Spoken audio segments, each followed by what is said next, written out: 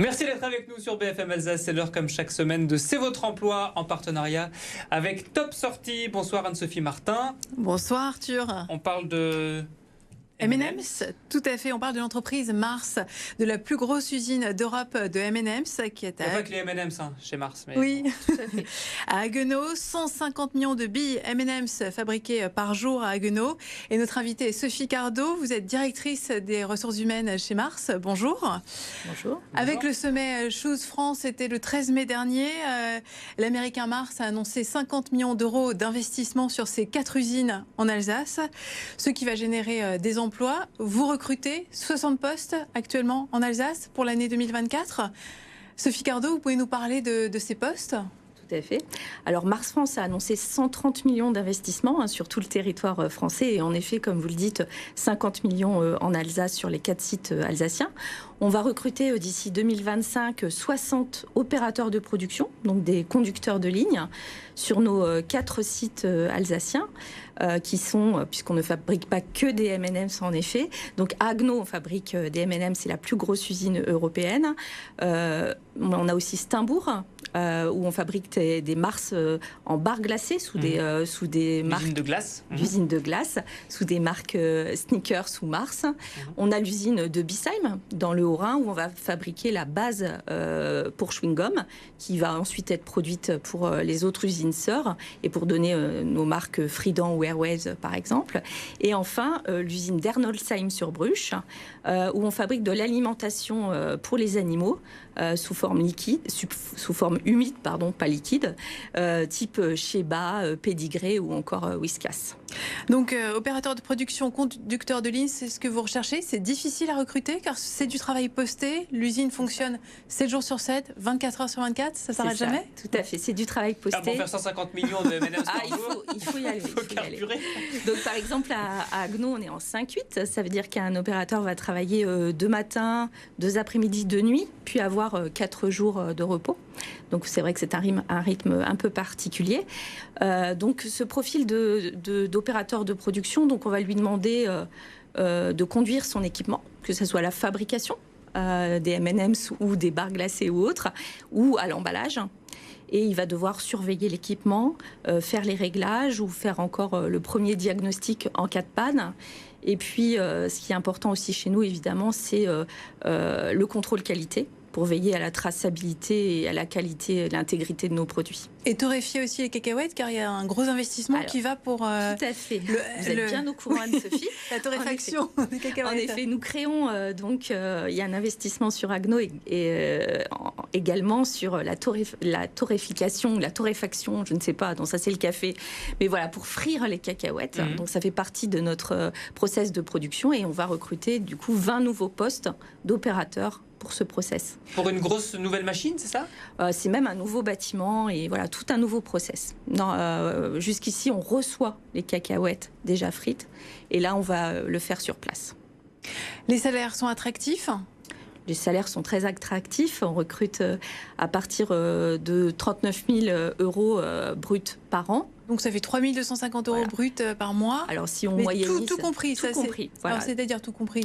Le salaire de base, bien sûr, le 13e mois, l'intéressement, la participation. On a des primes pour l'atteinte des résultats et puis d'autres primes liées aux contraintes, comme les primes d'équipe, par exemple. Alors vous prenez aussi des engagements. Vous avez signé en mars dernier une charte en faveur de l'inclusion des personnes LGBT.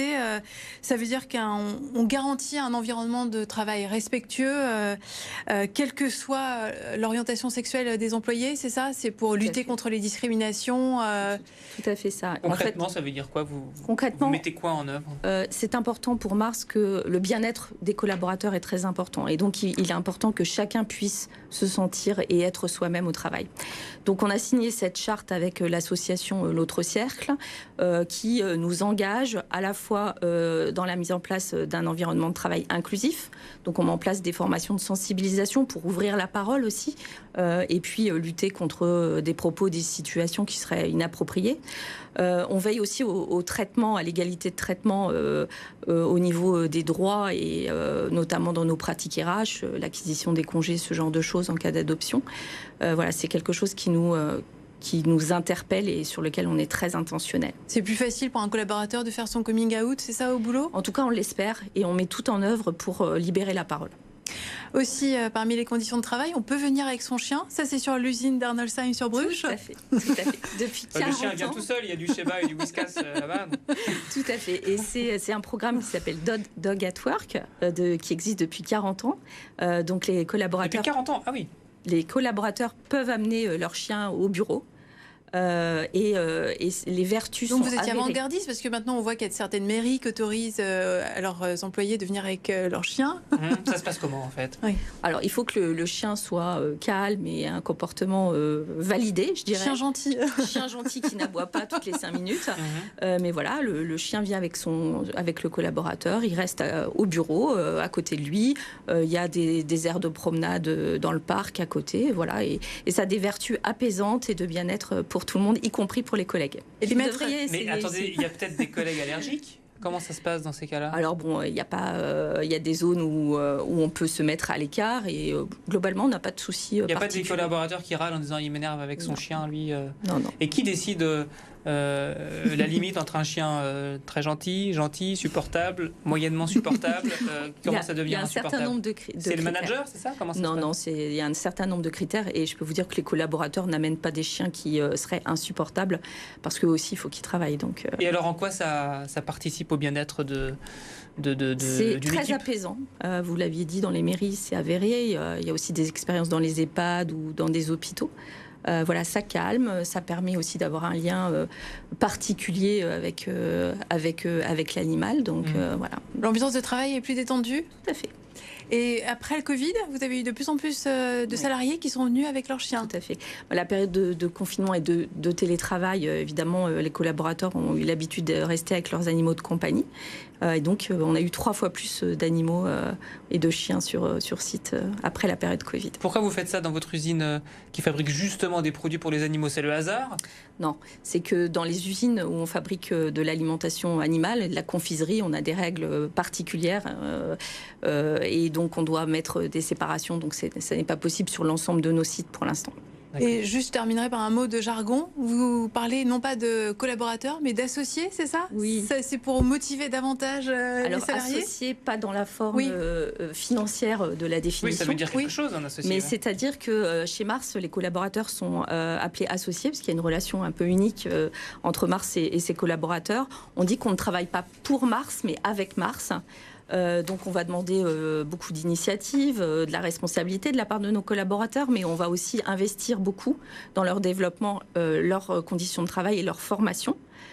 Pour exemple, Mars investit 2 fois la contribution légale en formation et a même une université interne digitale qui offre plus de 200 programmes. Sophie Cardot, merci beaucoup, directrice des ressources humaines, donc si j'ai bien compris, pour Mars. Merci d'avoir accepté l'invitation de BFM. Merci beaucoup. On passe aux bonnes annonces, Anne-Sophie, avec d'abord un gros job dating avec la SIG. Oui, c'est la 2e édition du job dating Décroche ton job avec la SIG. C'est organisé par l'offre d'emploi. 50 entreprises seront présentes, Crédit Mutuel, Lidl, le Crédit Agricole, Calianco, Erta ou encore Securitas. Venez avec votre CV, rencontrer votre futur employeur. Ce sera le mardi 4 juin, c'est de 13h à 19h au Rhenus de Strasbourg. Et pas besoin de s'inscrire au préalable pour ce job dating. On parlait de ce secteur à l'instant avec notre invité, l'agroalimentaire recrute. Oui, à la recherche de postes d'agents de production, de préparateurs de commandes. Vous participerez à la production de pâtes, au façonnage et au conditionnement. Une expérience en boulangerie est bienvenue. Le recrutement est géré par Marty Intérim. Si vous êtes intéressé, rendez-vous le 28 mai à l'agence France Travail à Schiltigheim, située rue de Berne. Et on termine avec une question. Pourquoi il est important de développer son réseau professionnel? Oui, c'est pour trouver des conseils, de nouveaux partenaires. L'association Bouge ta boîte vous invite, mesdames, à développer votre réseau aux internationaux de tennis de Strasbourg. C'est donc un rendez-vous pour les femmes entrepreneurs. Demain, ça se passe de 8h à 11h et vous pourrez participer sur place à un speed meeting. Et vous pouvez encore vous inscrire sur le compte LinkedIn Bouge ta boîte-Strasbourg Europe. En espérant qu'il ne pleuve pas aujourd'hui sur les terrains des IS. Merci beaucoup. On se retrouve la semaine prochaine pour un nouveau numéro Avec plaisir. de C'est votre emploi. Bonne soirée.